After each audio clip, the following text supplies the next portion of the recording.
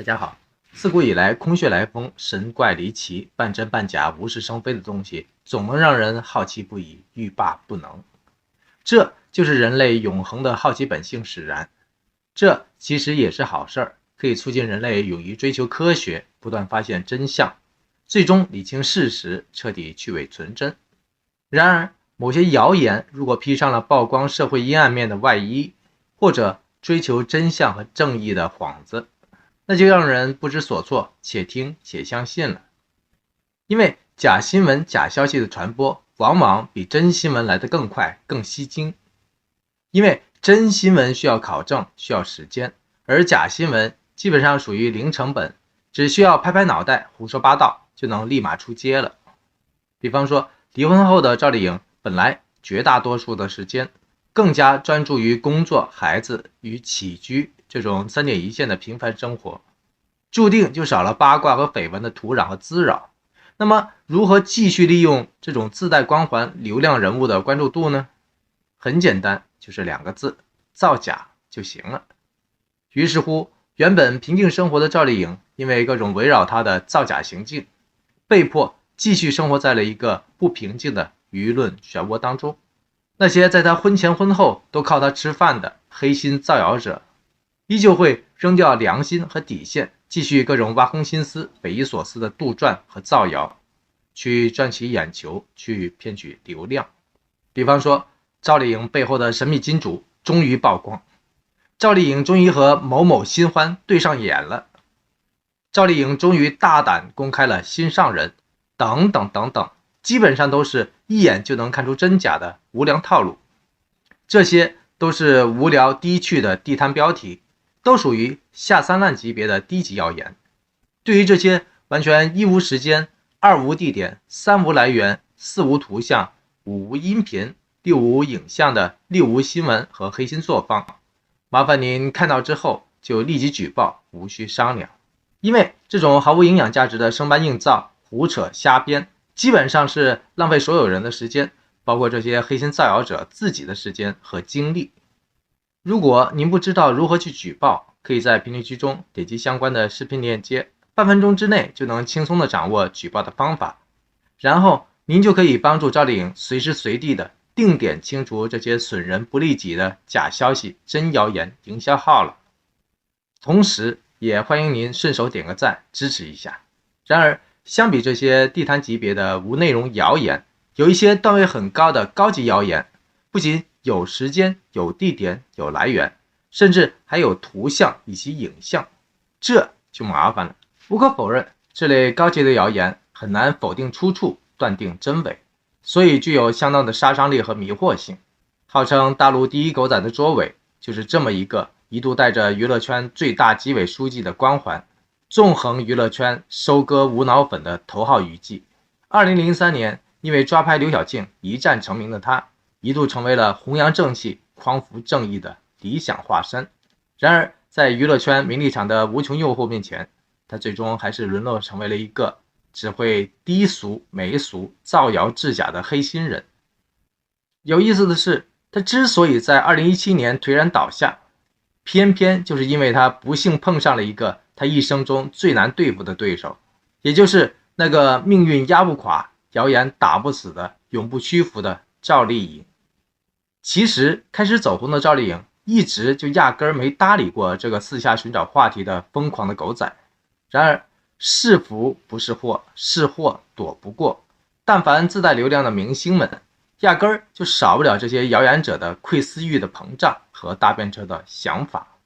对于赵丽颖而言，周伟本身就是成名已久的社会名人，而且具有一定的社会地位，被这个周伟盯上，不外乎是蹭热度、捞油水，想分上一块利益蛋糕的操作。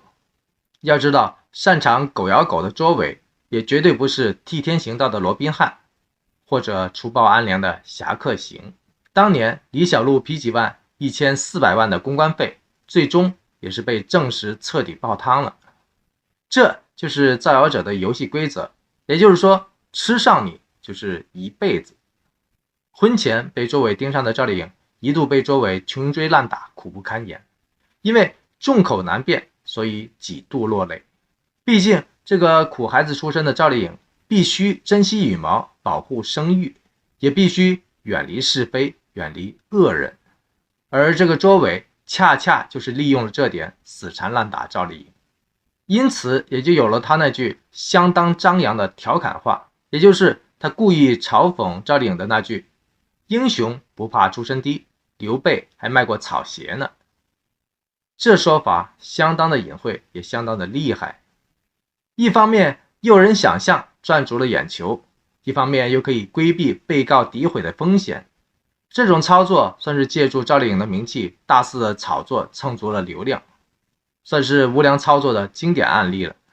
婚后，赵丽颖即便低调行事，依旧逃不掉周围的继续追踪和窥伺。这位圈内知名的爆料达人声称自己拥有大量赵丽颖昔日的黑材料、黑历史，以及若干惊爆的不雅视频等等，目的就是想待价而沽，价高者得。为此，他甚至煞有介事地晒出了一张难以描述的照片，而且配文和用词相当的露骨惊人。结果怎么着？当蜂拥而至的吃瓜人原以为吃到了顶级流量的大瓜，以为可以看到见不得光的不堪照片时，结果不曾想，这个无良的周伟只是爆炸性的公布了这张赵丽颖低头摆弄袜子的照片而已。您觉得这张邻家小妹摆弄袜子的照片到底黑在哪里，不雅在哪里？这种但求眼球毫无追求的恶心操作，真可谓是无良至贱，其心可诛。周伟或许万万都没有想到，作茧自缚的日子也终于到头了，自己终于碰上了一个力证清白不惜死磕的弱小的对手。他十几年来都肆意妄为地跨过了职业操守的底线，一次又一次的为了流量去肆意伤害别人的时候，